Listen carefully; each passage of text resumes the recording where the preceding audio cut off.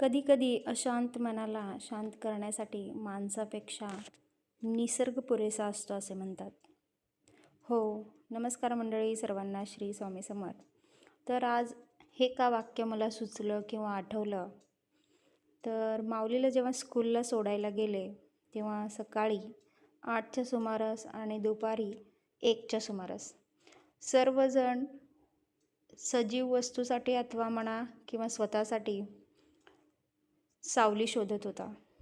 जिथं जिथं झाडं दिसतात तिथं तिथं आपल्या गाड्या उभ्या करायचं किंवा आपण सावलीत कसे उभे राहू किंवा आपण सावलीतून कसं चालू शकू हे लोक पाहत होते. लोकांसोबत मी पण तोच विचार करत होते की म्हणजे माऊलीची गाडी येईपर्यंत मला सावली कुठं भेटेल. तर खूप जण माझ्या आयुष्यात असे लोक येऊन गेले की त्यांना झाडाखाली बसायला तर फार आवडतं, परंतु झाड लावायला त्यांना आवडत नाही.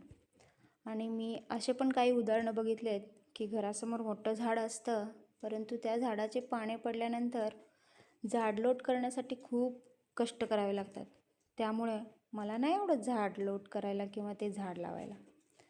आणि तसंच लोकांची भांडणे की या झाडाचं पान आमच्या इकडं आलं, त्या झाडाचं पान तुमच्या इकडं गेलं.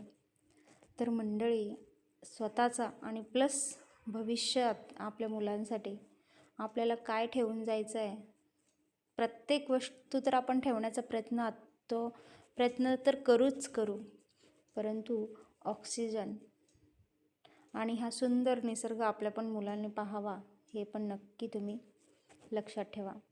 आणि शक्य झाल्यास जीवनात एखादं झाड लावण्याचा प्रयत्न करा.